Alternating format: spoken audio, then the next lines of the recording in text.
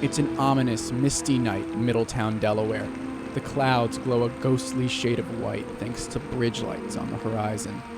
In the middle of a field, monstrous creatures gather around a mysterious woman cloaked in black. She calls them forth and asks, with a cackle, to partake in some constructive criticism. Okay, now we're going to do constructive criticism.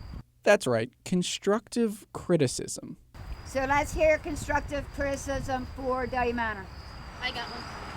I figured you did. The very last guy after the game room, the actor in the previous room said he was unstable, and he did have like the motion down, but what he said, he started it, but I feel like he could have had a finishing response, like his voice could have cracked a little bit. The ringleader here is Debbie Hall, general manager at Frightland and its chief mistress of mayhem. Hall declined to be on camera, the better to maintain her mystery, but she's the heart and soul of Frightland, one of the premier haunted attractions in the Mid-Atlantic. And she's the one responsible for hiring and training all the humans who make it so scary. From August to November, there is no weekends. There is no girlfriends, there's no boyfriends, there's no football. You are going to live and bleed Frightland. Hall's employees come from all walks of life. They're teachers and hairdressers and 9-to-5 professionals. But for 3 months a year, and with the help of heavy makeup, they become scare experts. You have to learn how to judge your customers. If it's 8th grade girls, then yeah, you can play a little bit more. If it's mom and dad and kids, you have to tone it down a little bit.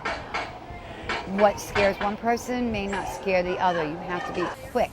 There is a surprising amount of preparation involved in becoming an effective monster.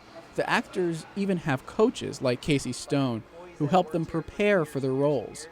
It's pretty much just watching them, seeing what they're doing, because if they're in the middle of a scare and they kind of get embarrassed and back off, you just kind of have to be like, push a little bit. Stone, who is a plumber by day, likes to work in tandem with other monsters so that one can distract while the other scares. It's all carefully choreographed, but with room for improvisation so that actors can exploit that perfect, vulnerable moment. There's only one thing, really, that monsters aren't allowed to say. You hear someone say boo here,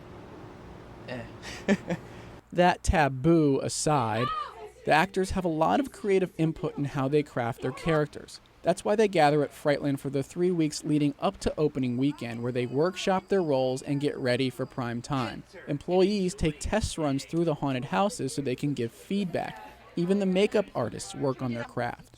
This is all done under the watchful eye of Debbie Hall, who ultimately decides which actors and cosmetologists get the best roles. And of course, if the mysterious madam doesn't think someone's up to snuff, Frightland can always employ them in other ways.